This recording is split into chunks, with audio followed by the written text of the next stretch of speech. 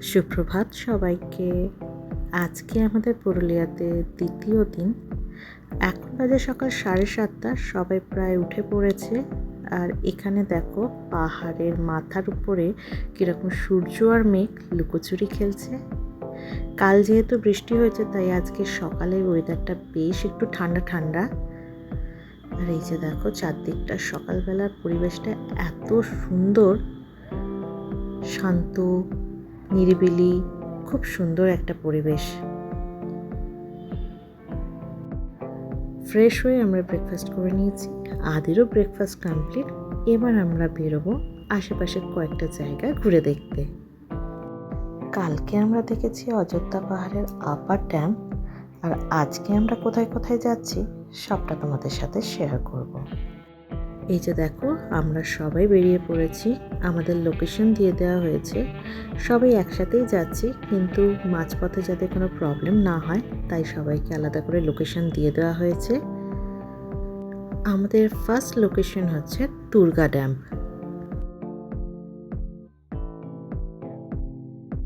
এই যে দেখো আমরা পৌঁছে গেছি। গাড়ি থেকে নামার পরে দেখি ওখানকার কয়েকটা বাচ্চা পলাশ ফুলের মালা নিয়ে দাঁড়িয়ে আছে। আর আমরাও দেখো প্রত্যেকে ওদের কাছ থেকে পলাশ ফুলের মালা নিয়ে এখানে ফটোশ্যুট করছি। তোমাদেরকে আগেই বলেছি যে অন্যবারের তুলনায় এবারে পলাশ অনেক কম ফুটেছে, কিন্তু চোখের সামনে যদি দেখি এরকম পলাশ ফুলের মালা নিয়ে কেউ আছে, কি করে লোভ সামলাই বলো। আর পুরুলিয়ায় এসে পলাশ কিনবো না সেটা তো হতেই পারে না। তাই আমরা প্রত্যেকেই পলাশ ফুলের মালা কিনে একটু ফটোশ্যুট করে নিলাম। আর এইটা হচ্ছে ড্যামটা। দেখো চারদিকের পরিবেশটা কি সুন্দর, চারদিকটা পাহাড় দিয়ে ঘেরা।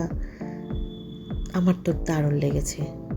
আর ওই যে দেখতে পাচ্ছ পাহাড়ের উপর উঠছে, ওখানেও আমরা যাব। ওখানে রাম সীতার মন্দির আছে।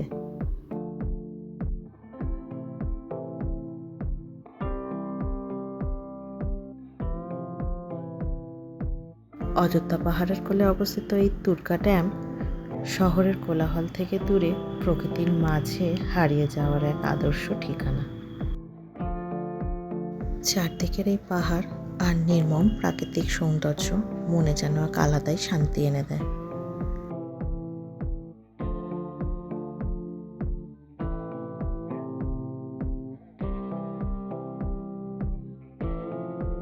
এবার চলো আমরা যাব এখন ওই পাহাড়ের উপরে রাম সীতা মন্দিরে। এই যে দেখতে পাচ্ছ এই সিঁড়ি দিয়েই উপরে উঠতে হবে। আদিকে নিয়ে আমরা কোনো রকমে উঠেছি। আর উপর থেকে দেখো চারদিকের ভিউটা কি সুন্দর লাগছে চারদিকটা।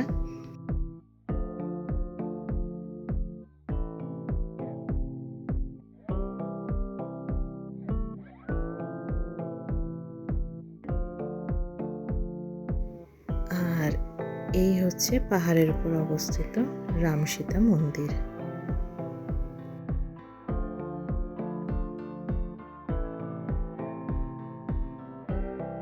আমাদের পরের লোকেশন হলো দুর্গা ফলস। অযোধ্যা পাহাড়ের কোলে একটা শান্ত প্রকৃতির জলপ্রপাত হলো এই দুর্গা জলপ্রপাত। এই জলপ্রপাতটা দেখতে অনেকটা নিচে নামতে হয়েছিল। আর নিচে নামার যে রাস্তাটা ছিল সেখান দিয়ে আদিকে নিয়ে নামার আমার সাহস হয়নি, তাই আমি নামিনি। সন্দীপ নেমেছিল, আর সন্দীপই পুরোটা ক্যামেরাবন্দি করেছে। এই ঝর্ণাটা পাথরের পাহাড় আর ঘন জঙ্গলের মধ্যে দিয়ে কিন্তু বয়ে গেছে। বর্ষাকাল এবং শরৎকালে জলপ্রপাতটা কিন্তু সবচেয়ে বেশি আকর্ষণীয় হয়ে ওঠে। প্রকৃতিপ্রেমীদের কাছে কিন্তু এটা একটা আদর্শ স্থান।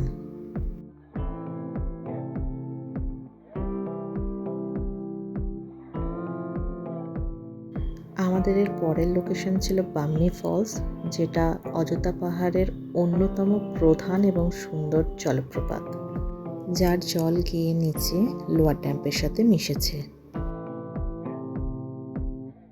বর্ষাকালে যে কোনো পাহাড়ি অঞ্চলে সুন্দর লাগে। বর্ষাকালে পাহাড়ি অঞ্চল যতটা রিস্কের তার চেয়েও বেশি কিন্তু সুন্দর।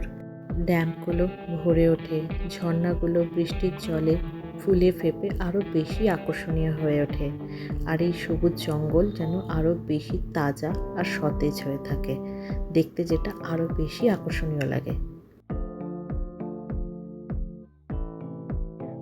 এই বামনি ফলসও আমার দেখা হয়নি, তার কারণ বামনি ফলস দেখতে গেলে নাকি প্রায় 300টা মতো সিঁড়ি নিচে নামতে হবে। আদিকে নিয়ে 300টা সিঁড়ি নিচে নেমে ফলস দেখে আবার 300টা সিঁড়ি ওপরে ওঠা কোনো মতেই পসিবল না, তাই আমার দেখা হয়নি।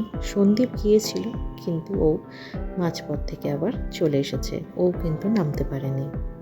সন্দীপ যতটা নেমেছে সেখান থেকেই ক্যামেরাবন্দি করেছে, কারণ বামনি ফলস দেখতে গেলে আরও অনেকটা নিচে নামতে হতো। এই বামনি ফলসের চারদিকটাও কিন্তু পাথর আর ঘন সবুজ বন দিয়ে ঘেরা। যারা গিয়েছিল তাদের কাছ থেকে শুনেছি যে এই ফলসটা নাকি 3টে ধাপে নিচে নেমে আসে, যেটা দেখতে নাকি খুবই সুন্দর লাগে। এবারে তো দেখা হলো না, তবে পরে যদি কখনো আসি তখন চেষ্টা করব নিজে গিয়ে দেখার আর সবটা ক্যামেরাবন্দি করার।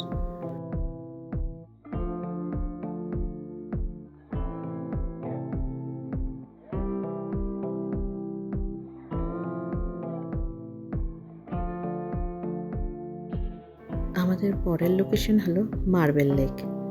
গাড়ি রেখে লেকে যাবার রাস্তায় চারদিকে দেখো এরকম ছোট ছোট দোকান রয়েছে।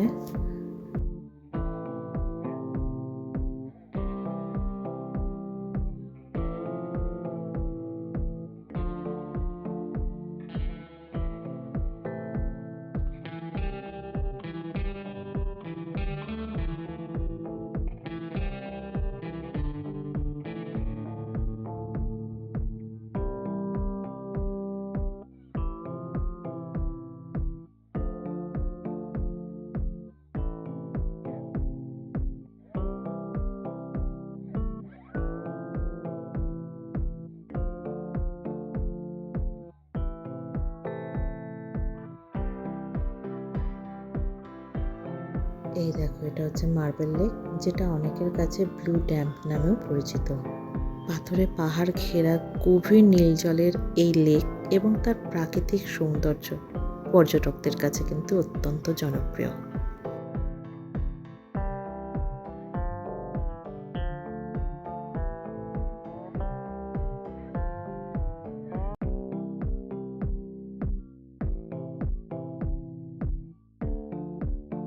এখন বাজে প্রায় 2:30। আমরা এখন রিসর্টে ফিরছি। প্রত্যেকেরই খিদে পেয়ে গেছে। আমরা লাঞ্চ সেরে একটু রেস্ট নিয়ে আবার বিকালে বেরোবো।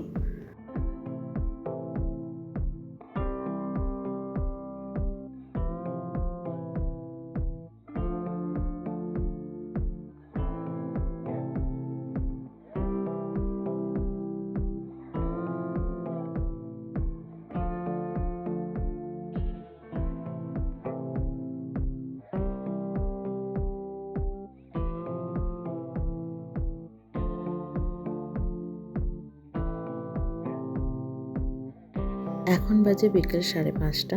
আমরাও বেরিয়ে পড়েছি। আমাদের ফার্স্ট লোকেশন ছিল খয়রাবেড়া ড্যাম। সেটা দেখে ফেরার পথে চারিদা গ্রাম, যেখানে ছৌ নাচের মুখোশ তৈরি হয়, সেটা দেখে ফেরার কথা ছিল। কিন্তু খয়রাবেড়া ড্যাম গেলে ফিরতে অনেকটা দেরি হয়ে যাবে, তাই আমরা আর ড্যাম্পে যাইনি। আমরা ডাইরেক্ট চলে গিয়েছিলাম চারিদা গ্রামে। এই গ্রাম পুরুলিয়ার বাঘমুন্ডি ব্লকে অযোধ্যা পাহাড়ের কোলেই অবস্থিত। এটা মুখোশ গ্রাম নামেও কিন্তু অনেক পরিচিত। প্রায় 150 বছরেরও বেশি সময় ধরে ছৌ নৃত্যের জন্য এই ঐতিহ্যবাহী এবং রঙিন মুখোশ তৈরি করে আসছেন এখানকার শিল্পীরা। এটা একটা জনপ্রিয় সাংস্কৃতিক পর্যটন কেন্দ্রও বটে।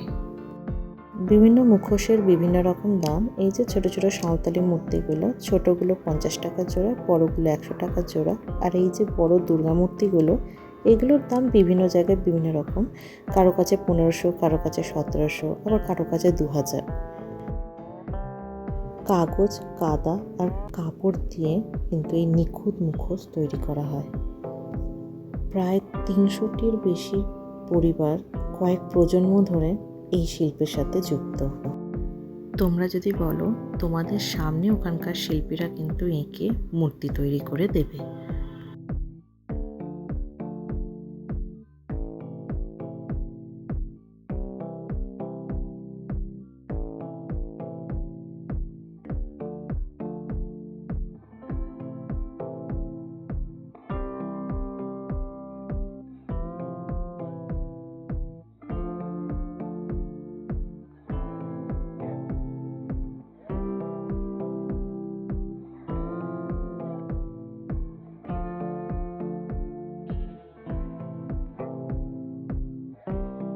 এরপর আমরা চলে এলাম রিসর্টে।